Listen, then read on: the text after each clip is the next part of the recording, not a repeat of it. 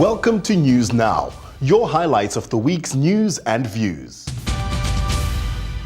In News Now this week, there's a cabinet minister out there who spent more than R1 million of taxpayers' money, your money, in a dishonest way.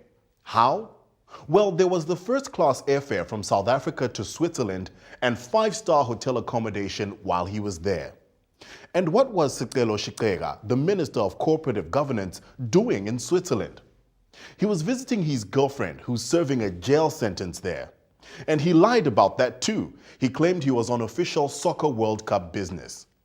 Then there was the matter of 520,000 rand he spent on rooms at Cape Town's luxury one and only hotel for him and some of his staff, because there were too many mosquitoes in his official ministerial residence.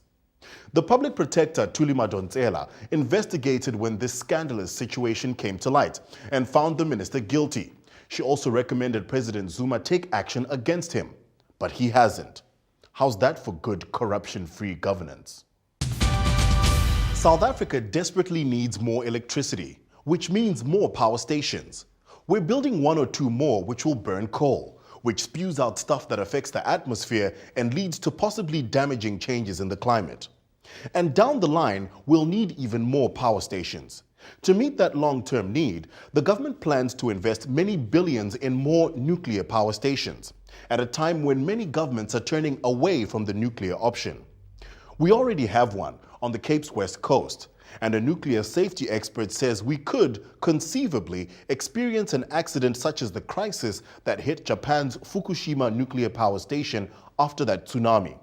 So why aren't we investing more in far safer renewable energy sources? The sun, for instance, or wind and waves. Read what an expert has to say. You've heard of bricks. No, not the things you build houses with. BRICS. Those are the first letters of the countries Brazil, Russia, India, China, and South Africa. We've joined this group of countries with driving, thrusting economies in the belief and hope that our national economy will benefit. But South Africa's economy is tiny compared with the economic clout of the other 4. So why were we invited to join? Will it really be to our advantage, or is it part of a sinister plan hatched by China? Remember those amazing tricks by that Israeli guy who could bend spoons just by looking at them and using the power of thought? Some of you have probably tried it, concentrated on an object and tried to move it simply with mind power. Probably didn't work, huh? Scientists at an American university say they're getting there.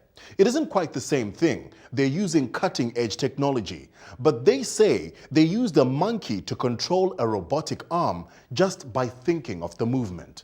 Quite amazing. A lot of people are camped out in a park just off Wall Street, the heart of New York's financial district.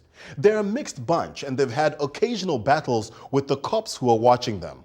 They call themselves Occupy Wall Street and they want to change the world, especially the way governments and banks and big business are in cahoots encouraging greed, they say.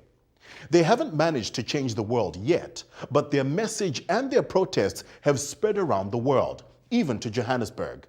Read all about it in News Now this week. News Now, the magazine for busy people. On sale now.